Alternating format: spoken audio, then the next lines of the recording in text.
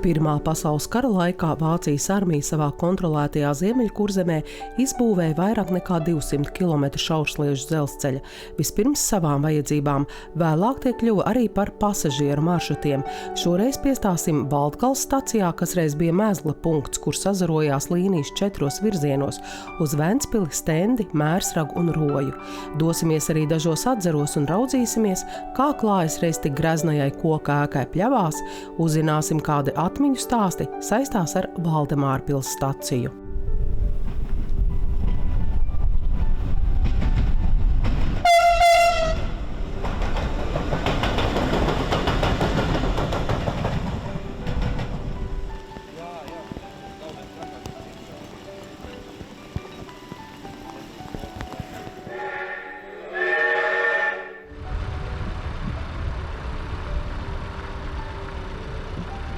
Šeit dzīvoju no 71. gada, var teikt, no 1 gadu vecuma. Bet šī ir Valdgales stacija vai mājai jau ir cits nosaukums iedots? Stacija tāda mājas nosaukums, jā, tāpat arī ir, jā. Vienkārši varēja dabūt to dzīvošanu noteikti vecāku un atnāca dzīvot uz kaut ko strādāt, tā arī te viss ir. Tad jau jūs zinājāt, ka tā ir tāda mazbānīša stacija? To jau zināju, bet to neviens tā baigi nereklamēja un viņš tā nebija aktuāli. Skaities, tā kā parasti dzīvojamā māja. Vienīgais, ka tur ir pamatos, ir tas ģeodēzijas punkts. Tā kādreiz zina, ka katru gadu viņi brauc un skatījās to augstumu, no to jūras līmeņa augstumu, ko viņi tur skatās pēc tā punkta. Šobrīd ir ļoti daudz, kas saglabājies no tā, kā tā ēka izskatījās, kad viņi uzbūvēja. Tur var pateikt paldies dažiem cilvēkiem, kas vienkārši mājās arī neļauj neko darīt dīži. Kad nedod Dievs, tu kaut ko tur pamainīs, ja gribēs kaut ko darīt, tad spaules pa gaisu. Tāpēc tā arī viss ir. Siltināt vajadzētu, jo tie dēļi, un viņi jau kā koku māja, viņi jau viss ir, kā jau koku māja. Viņi jau tomēr ir, nevar teikt, 100 gadu ritīgi, man liekas.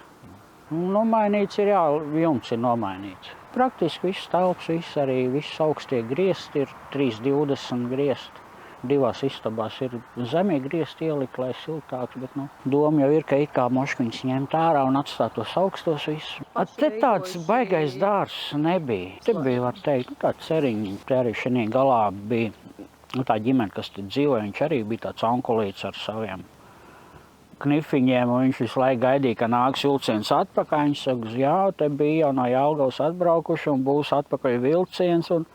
Nedod Dievs, kādas zāri nozāģēs, ja kaut ko, tad bija uz tausiem projām sūdzēties. Tā interesanti dzīvojuši visu laiku.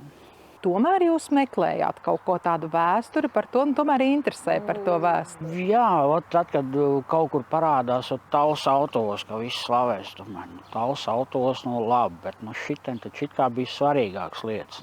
Te viss dalījās, viss notikās. Un tā domāju, kaut kāda informācija atrast. Nekā.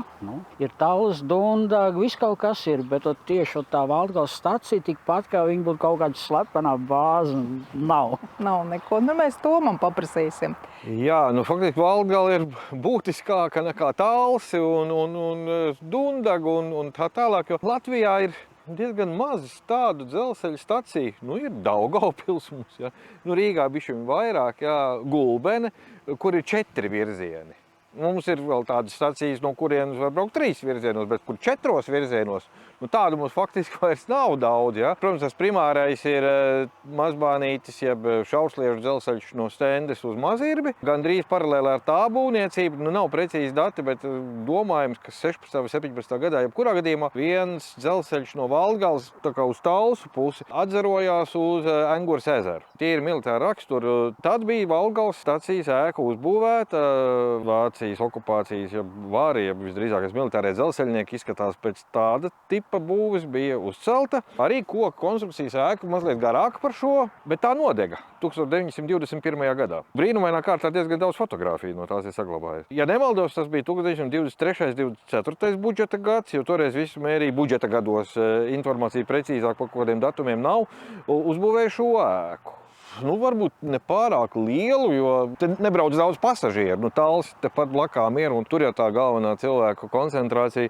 Ar laiku, acīm redzot, tur bija jau kaut kas domāts par to, bet varbūt arī, ka vēl nē. Valdgale kļuva par šo te lielo mēzgla staciju. Sanāca, ka no Valdgales Tātad tajā pusē varēja braukt 3 virzienos. Tajā pusē vienu virzienu uz stendi, uz Talsiem, un tajā pusē tad uz Dundagu Mazirbi. Mazliet pa labi, tad uz Roju un pavisam pa labi tad uz Mērsragu. Tepat ierīkoja arī signālus, kas mazajiem bāniem tāda reta lieta. Tur tomēr tas ātrums maziņš un disciplīna laba, kā jau dzelzceļniekiem brauca pēc dispečera rīkojuma sistēmas, bet Latgalē acīm redzot bija tā, ka tie vilcieni varēja būt vairāk nekā 1 un vairāk varbūt pat nekā 2. Manuprāt, bija 4 vai 5 sliežu ceļi. Tad bija arī signāli. Tad toreiz tie bija semafori un pie Latgales stacijas te bija tāds aparāts liels novietots, ar kuru nosacīt aparāts rokturis, ar kuru tās troses slēdza, tās savukārt pa speciāliem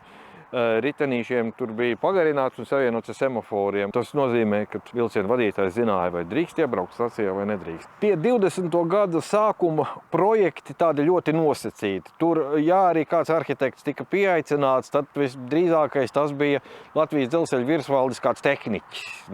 Cilvēks toreiz jau neprasīja varbūt tā kā mūsdienās, lai tas projekts būtu izstrādāts līdz pēdējai skrūvītei. Ja? Bija apzinīgi namdari, celtnieki, paskatījās skici.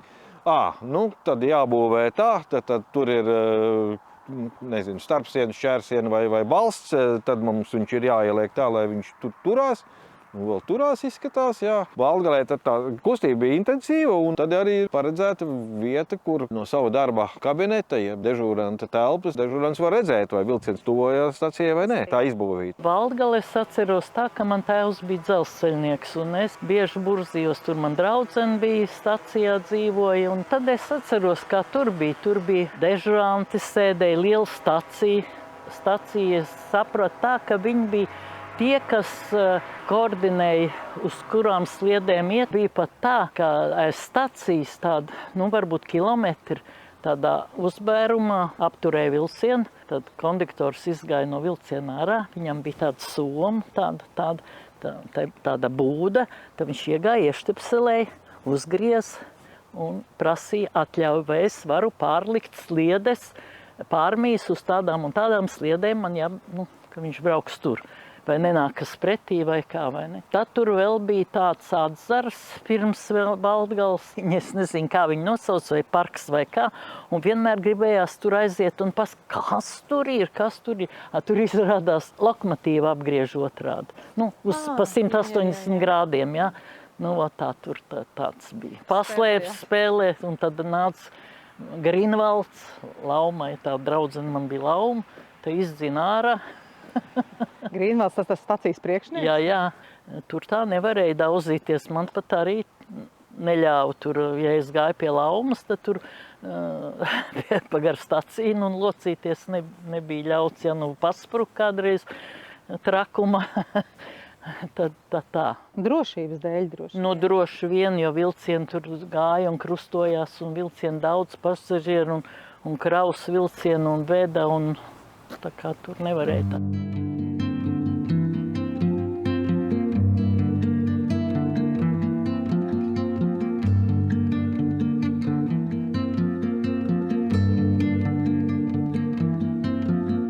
Tā faktiski ir lielākā koka konstrukcijas stacijas ēka, kas ir uzbūvēta 600 mm dzelzceļiem. Tā kā Latvijas teritorijā, Talsu stacija ir mūra ēka, tagad autoos tas ir viens stāsts, bet Valdemāra pils stacija ir koka konstrukcijas ēka, un gandrīz vai prasās pēc 3 stāviem. Te dzīvoja vienmēr arī paši stacijas darbinieki, stacijas priekšnieks, un vienmēr it kā uzpusēja arī, redzēja, kas notiek. Tas arī ļoti svarīgi. Blakus stacijas darbinieki dzīvoja, visi bija tā kompakti. Šeit ir saglabāja, durvis ir jaunas, protams, trepītes ir tādas pašas, un kāpnes ir saglabājušās stāvās kāpnes no tā laika, kādas bija, es tur gāju pēc pieniņa.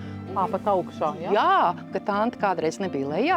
Viņai bija gotiņa te, tai liepiņa tantei, kas brauc tas onkulis, kas brauc uz zirgu, viņiem bija gotiņa. Tā sieva bija ļoti tāda strādīga, un es nācu pēc piena, tāpēc man bija tā piena, kā viņa rokā es to zirgu brauc. Un te ir durvis ir saglabājušās no tiem laikiem, es skatos. Lodziņas saglabājušies. Augšā, redz, daži ir jau būtībā tur jau ir izsisti, bet ir saglabājušies no tiem laikiem. Un arī apkārtnē daudzas lietas ir saglabātas gadu desmitiem. Tualete ir saglabājusies, kūtiņas vairs nav, bet es nācu, kas man patika, ka tur ir malkšķūnītis saglabājies un malkšķūnītim galā ziedi.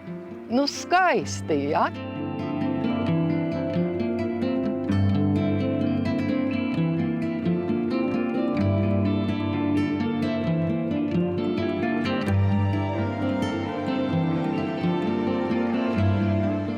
Valdemārpilī dzīvoju jau no 4 gadu vecumu, un tāpēc šī pilsēta un šī vieta man ir ļoti tuva un mīļa.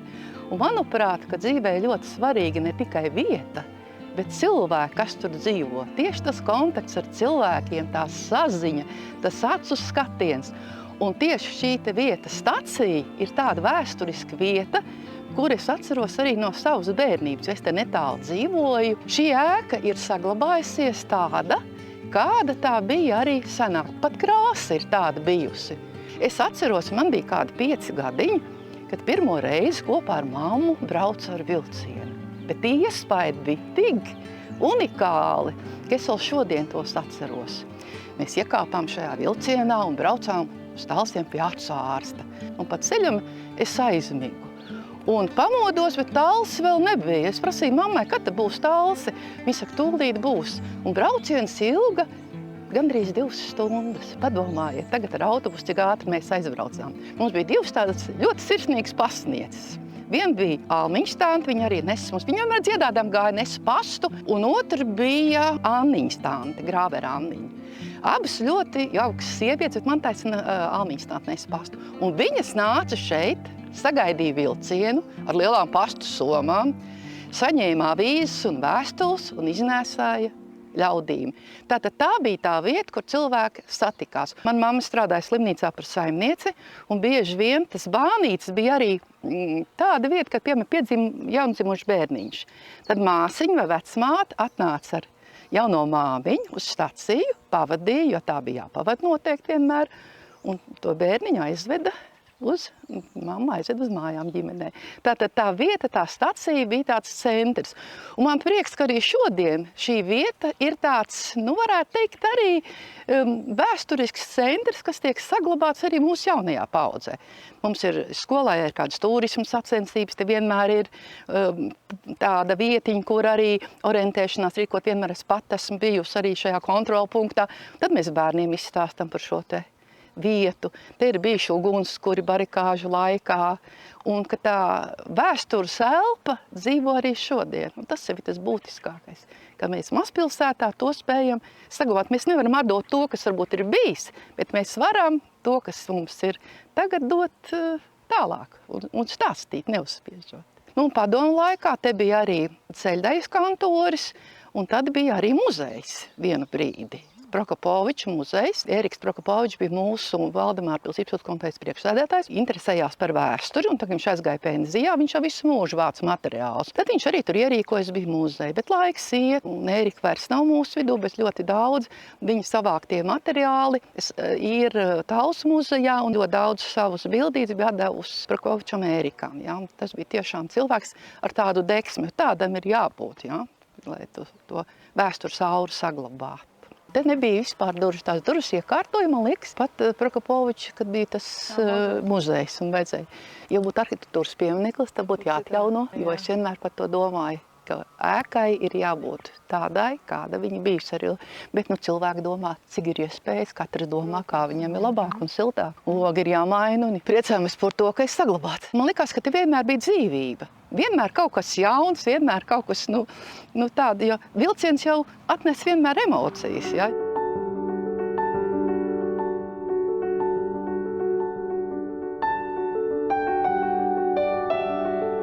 Mans vecais tēvs viens no dzelzceļa darbiniekiem. Arī te pļavās. Jā, tieši šeit. Ceļu tīklojums mazliet ir izmainījies. Jā, aizmugurē redzamais ir vecais ceļš, tas tālāk parādās 80. gados. Bet senatnē šī ir dzelzceļa kūkzāģētavas vieta, ja vienkārši gaters. Jā, tā kā industriālā zona. Otra pus ceļām ir bezdubeņu mežniecība, jā, kur mainījusi vairāk kārt nosaukums un šobrīd ir dzīvojamās mājas. Te ir dzelzceļa paliekas. Stāvam tieši praktiski uz dzelzceļa vietā. Jā. bet daudz vietu ciemā tieši varēja atrast ļoti daudz ne tikai sliežu posmus, bet arī dzelzceļa metāliskos gulšņus. Ķeizariskā Vācija, tad, kad būvēja dzelzceļš tika veidots no gataviem sliežu posmiem. 5-6 metrīgi posmi tiek atvest salikt jau ļoti ātri steigšus, un tad lūdzu tie metāliskie posmi, tad arī laik pa laikam arī ciemā atrodami. Pļavas dzelzceļa stacija nebūtu laikam nav tā nozīmīgākā Mērsraga Zāra stacija. Jebkurā gadījumā tā varbūt tomēr ir atsevišķa dzelzceļa līnija Valdgala Mērsrags, kas radusies starp citu pakāpeniski, un mainījusi tā trasi savu atrašanās vietu. Un principā Pļava ir tā vieta, kas ir palikusi vienīgā nemainīgā. Gan stacijas ēkas ziņā, kuru nav īsti nekad pārbūvēta, kā uzbūvēja viņa 1916. un 17. gadā. Tā ir palikusi, un arī dzelzceļš šeit tieši kā Vācijas armija to te uzlika, tā tas arī palika. Jo no vēstures jau noteikti, kā arī zināt, jau tas ir 1916. gads, ķeizariskās Vācijas laiks, steigšus tiek būvēti dzelzceļi, darbos tiek iesaistīti karagūstekņi, karagūstekņi tepat tiek arī ciemā turēti. Ir bijuši arī mēģinājumi arī mukt. Ir zināms tas, ka 3 no bēdzējiem tiek arī nošauti un arī tiek apglabāti blakus ciemām Birstalā, Irbēnbirzī. Mums arī mežniecībā tā arī bija iegājies. Piemēram, nepareizi nozāģē koku. Tas ir ļoti augsts celms, ka atstāja, tad to sauc par vaņģinieku celmu. Jo karagūstēkiņiem laikam ēst deva maz, darbs bija smags. Lai nebūtu tik zemi jāliecās, tad zāģēja stāvus, var teikt. Cēlums, protams, palika tādā gandrīz krūšu augstumā vai dabas augstumā. Lūk, no stacijas ir palicis tikai patreiz šis, sazīmēt var. Liepas, starp citu, tas ir no brīvvalsts laikiem. Šīs?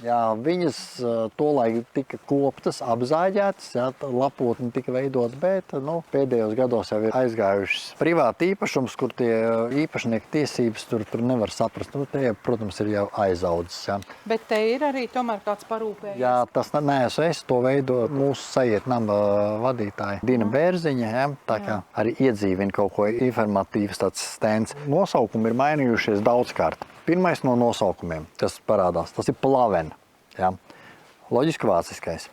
Pēc tam parādās šis pļava. Un pēc tam tad saprot, ka nav labs nosaukums, nav labs skanīgs. Tiek pielikts piekabināts S, tad ir pļavas. Otrais pasaules karš, atkal tiek mainīts nosaukums. Parādās Wiesenhof. Tā kā tas tās, protams, Wiesenhofa, bet Wiesen tas ir pļaupunkts, vai tāpat tas ir tulkojumā. Pēc kara kādu brīdi ir pļavas, un tad jau viss aiziet nebūtībā. 90. gadu nogalē, un Dainis Punculs, ar kolēģiem, es nezinu, vai jūs bijat. Es arī biju, veica uzmērījumus, šī vieta tika uzmērīta, un viņa pietiekami unikāls veidojums. Naglu šeit ir ļoti maz, jo augšā viss ir pārsvarā ar tapām. Satapots. Lūk, un pēc uzmērījumiem, pēc tam dzimst stacija kalns. Stacija kalns, un tas ir kopija. Un kopija. Toleša māja jau ir aizgājusi nebūtībā, tā tepat blakus atradās, Tā arī bija tāda fifīga būve, tā jau ir viss jau ir zudis. Mēs redzam nededzinātus ķieģeļus. To es tam pat nebiju. Tie ir nededzināti ķieģeļi. Tā kā loģiski kara laiks, būvmateriāla dārgi, izmanto maksimāli, ko vien var apdedzināts ķieģeļus. Kaut kādu vietēji esat pētījuši vai?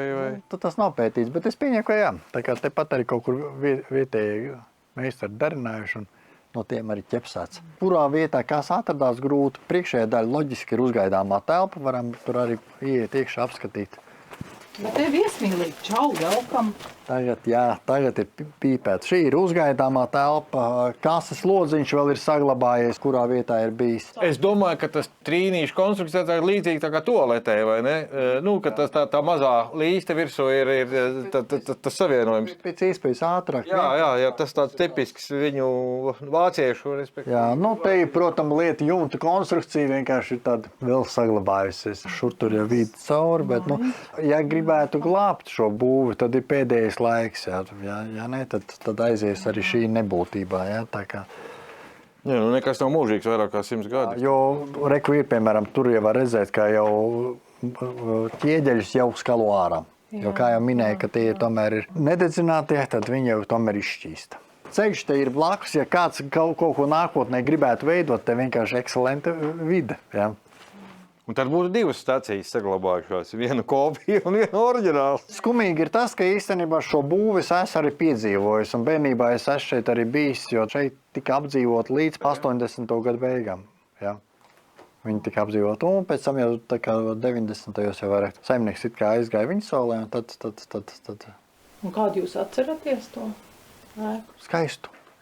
Ir viena fotografija, kas man mājās ir mani stacijas priekšnieks, pie sava rakstām galda šeit, un priekšā ir milzu telefons, pirmais ciema telefons, arī publiskais. Bet, no lodziņa palicis tik tāds. Tas ir kases lodziņš? Jā. Tu biļetīti neviens nedod. Te bija vecās flīzes. Jā. Bet tās kolonas taču arī ir vecās. Tās ir vecās, jā. Šīs ir vecās kolonas, tā ir iebūvēta iekšā, jā. Šīs ir viss. Iedomājos, ko tie vācieši viņus kaut kur ir. Ar šiku, ar kolonām. Jā. Nav kaut kāda tāda būda kaut kāda. Ir mēģinājuši arī vairāk cilvēku šo vietu pacelt, atdzīvināt, bet laikam kaut kas ar īpašniekiem tur neveidojās kontakts, un līdz ar to tā arī. Tā arī ir aizmirstībā šis viss. Jā, pļauju stacija no vienas puses ir unikāla ar to, ka principā tas projekts ir vienīgais šāds. Var skaidri nojaust un nolasīt, ka tas ir Pirmā pasaules kara Vācijas armijas būvobjekts. Jo līdzīgi tipa stacijas ir arī platsliežu dzelzceļā, piemēram, pēc Platona kaut kas līdzīgs. Šaursliežu dzelzceļos faktiski, Latvijā vismaz tā ir tāda unikāla konstrukcija. Faktiski vienīgā, kas vismaz pagājušajā gadsimta 90. gados bija saglabājusies tāda diezgan neskarta kopš Pirmā pasaules kara laikiem. Man kolēģis Dainis Punculs teica, tas ir jāizdara, jāuzmēra šī stacija, jo mēs jau nekad nezinām, vai nākamreiz atbraucot tā ēka vēl būs vai vairs nebūs.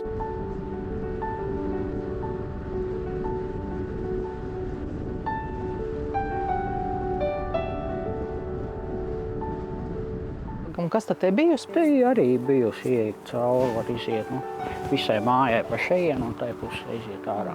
Jā, redzi, visi tie pamati, visi akmeņi jau, praktiski visi jāņem ārā, gandrīz vai lieliem tankratiem, jāpieceļ sienu, jāsarīktē atpakaļ. Nav te ir, ja tā godīgi, tad šausmīgi daudz jāiegulda. Jā, bet logi te tiešām ļoti... Gribētos jau tādus pašus atrestaurēt, jā. Tie jau tajā ēkai piestāv tā kā tā arhitekts. Arī, gaišākie istabās jau arī, un lieliem logiem jau. Un cik jums ir istabas? 5 istabas, 2 virtuves, vans istaba. Plašs. Māja jau arī liela. Ir vesela stacija. Citi jau saka, tā ir tāda maza būdā, ka iebrauc sētā, nemaz tik maziņa nav. Bet tā no asfalta jau liekas, ka maziņa. Pateicoties patiesībā, jums arī tā ēka nav bojā gājusi, ka tomēr te rūpē. Arī, kur tas skries, tāls blakām, pietur blakām. Jā. Nav mašīna, kājām aiziet pusstundu un talsos, kur vēl labāk.